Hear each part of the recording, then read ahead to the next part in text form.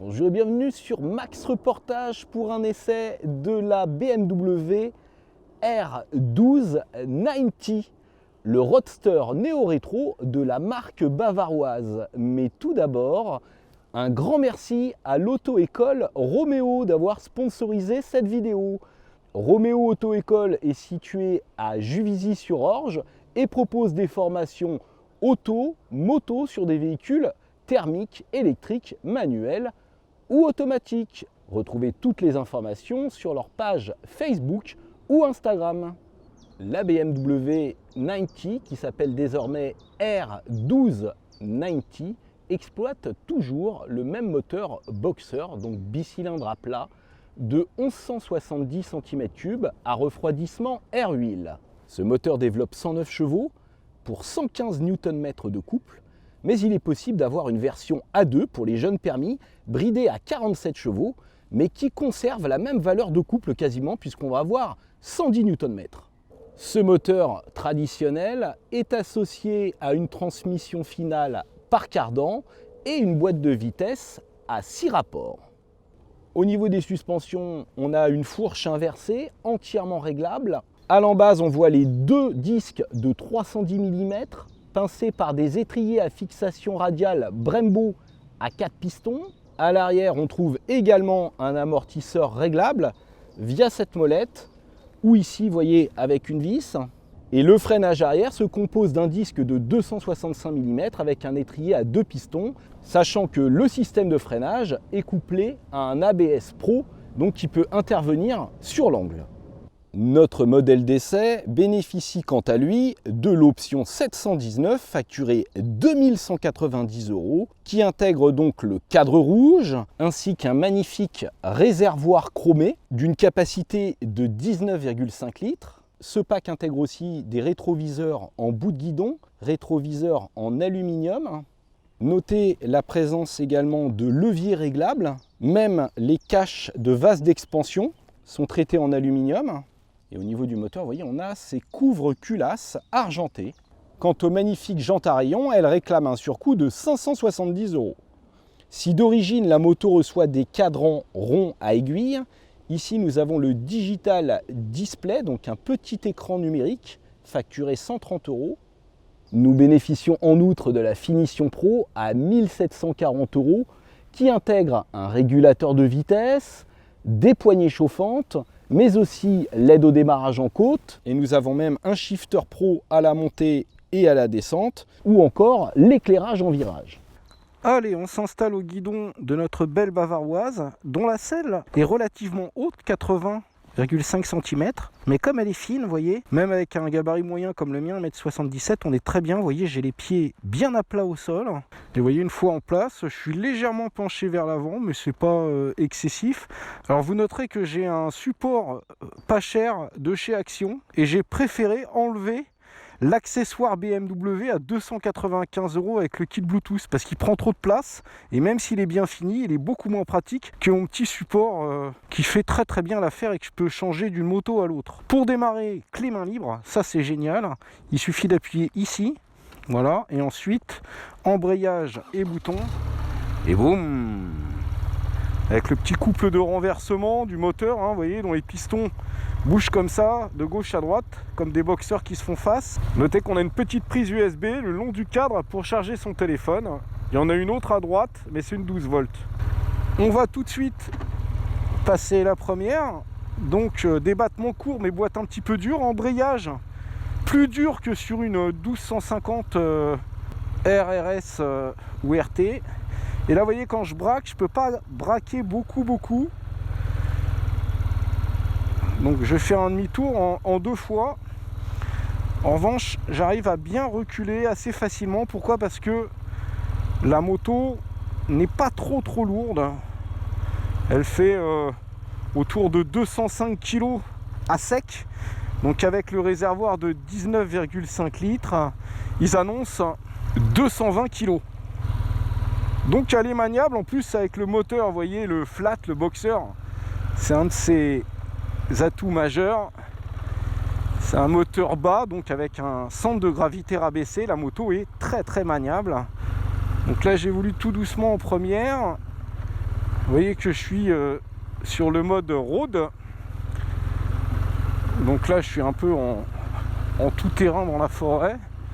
On sent que l'amortissement est relativement ferme, mais ça tape pas. Vous voyez ce que je veux dire? C'est-à-dire que c'est ferme mais ça encaisse. Donc on sent qu'on a des amortisseurs de bonne qualité tout de suite. Je passe la seconde, alors même si j'ai le shifter, j'évite d'utiliser le shifter sous 3000 tours, sinon ça va générer des à-coups. Le shifter a quand même besoin qu'on soit un peu en régime. Et là, boum boum, vous voyez là c'est des trous qui sont très très méchants. Je sais pas si vous voyez, c'est des rigoles très creusées et pam pam. Vous voyez, ça encaisse, c'est ferme, mais encore une fois, c'est pas pour autant tape-cul. Alors en revanche, j'ai mis les warnings depuis le début, sans le faire exprès, les warnings qui sont situés ici. C'est l'avantage de cette moto, c'est qu'on a des warnings, on a aussi un klaxon qui est pas très très puissant, je trouve, moins puissant que sur la gamme 1250 BM. Donc en mode road, l'accélérateur est pas trop direct, donc ça génère pas trop d'à-coups. Et le guidon est bien large, on a une très très bonne maniabilité. La seule chose, c'est qu'il faut se méfier de ces rétroviseurs, parce qu'en fait ils dépassent un petit peu du guidon et ils sont pile à la hauteur des rétros des autres voitures. Alors le moteur est relativement souple, mais il ne l'est pas autant que les blocs 1250 modernes à refroidissement liquide. Donc faut pas hésiter, vous voyez, on évolue plutôt en seconde 3. Là si je me mets en 6, vous voyez, en sous-régime, à moins de 2000, ça va vibrer, ça va repartir quand même, hein, vous voyez, avec des bonnes vibrations. Donc là vous voyez, regardez, les rétros sont un peu gênants, je suis pile à la hauteur là. Donc pour se faufiler dans Paris, il faudra faire très attention. C'est un petit peu rugueux, mais c'est volontaire, hein. C'est ça qu'adorent les utilisateurs de motos classiques, c'est retrouver les sensations d'une ancienne sans que ce soit pour autant désagréable ou inconfortable. Et là je trouve qu'on a vraiment le très très bon compromis. Donc en ville, c'est une moto qui est plaisante. Il faudra juste faire attention au rétro, et en été aussi accepter qu'il y ait un peu de chaleur qui se dégage du moteur, hein, au niveau des mollets, on va dire. Je vais passer en mode dynamique parce que j'ai un mode dynamique sur mon modèle d'essai. Mettre la visière et c'est parti.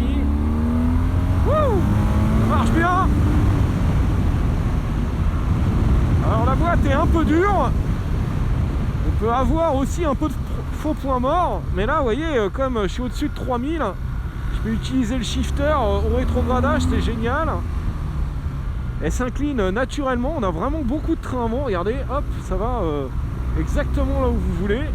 On change d'angle, pas besoin de forcer, en plus on a un bon bras de levier, je dirais, que ce grand guidon. Hop, et surtout on a des freins qui sont à la fois très puissants et très faciles à doser, que ce soit à l'avant ou à l'arrière. Je dirais que c'est sur toutes les BM comme ça. BM fait référence indiscutablement en matière de freinage. Et on relance. Alors c'est pas violent, mais ça vous tracte bien quand même. Et ça évite de prendre des vitesses stratosphériques. Donc on a vraiment un super compromis, hein. Là, sur une petite route, on s'éclate. On a des pneus très efficaces, des suspensions qui maintiennent bien la machine, qui sont assez rigides. Je pense que la boîte est volontairement dure pour donner un côté old school aussi. Allez. Allez, j'ai eu un petit à-coup à la montée du rapport. Je dirais que le shifter c'est surtout bien au rétrogradage, comme ça là. Regardez, tac, tac. En restant sur les freins. Là, ça relance bien. Avec l'anti-patinage, on risque pas de déraper.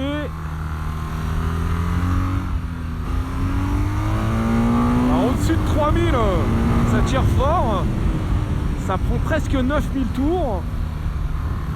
Et vous voyez, grande courbe en appui, la moto est vraiment comme un rail.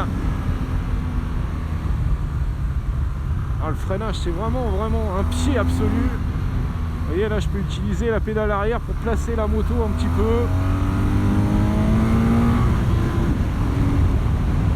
Donc c'est pas seulement une moto pour frimer, hein, c'est un vrai roadster sportif avec des performances, un châssis rigide et des très très bons freins.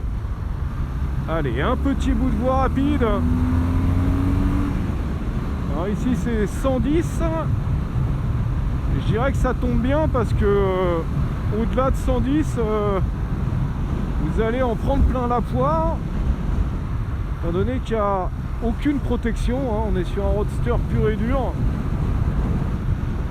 Allez, là j'ai mis mon régulateur de vitesse à 110. Donc je vais pouvoir doubler sans même accélérer le camion. Voilà. La moto est stable, hein, comme toujours chez BM. Vous voyez, on peut même doubler sans les mains, mettre son petit clignotant et se rabattre. Parce qu'on a un amortisseur de direction et donc la moto, bah vous voyez, c'est un rail, elle se conduit toute seule. Alors au-delà de 110, on aura quand même beaucoup de bruit d'air dans le casque, on en a déjà pas mal là, vous voyez. On aura également un peu de vibration dans le guidon, ça peut générer des fourmillements sur long parcours. Donc 130, ce sera vraiment la vitesse maxi pour que ce soit agréable à conduire. Maintenant, elle peut prendre plus de 200, hein. Elle prend 215. Côté consommation, le constructeur annonce 5 litres 1. Dans les faits, il faudra plutôt tabler sur 6 litres 1, ce qui nous fait quand même 300 km d'autonomie. C'est pas mal du tout. Il ne reste plus qu'à parler des tarifs. Donc ça démarre à partir de 18 290 €. Maintenant, avec toutes les options de mon modèle d'essai, on dépasse les 23 000 €. Et là, ça commence à faire très très cher. La concurrence, bah, je dirais que c'est la Triumph Truckstone, qui est tout aussi bien fabriquée, qui a un moteur également très très plaisant. Maintenant, moi j'ai quand même une préférence pour les boxers et je trouve que BM reste un ton au-dessus en termes de sécurité active, notamment en termes de freinage. Maintenant, quand même, la Truckstone, elle est belle, hein. Donc, ça se discute et elle est moins chère. J'espère que cette vidéo vous a plu. Je vous invite à vous abonner à ma chaîne Max Reportage. Et je vous dis à très bientôt. Ciao!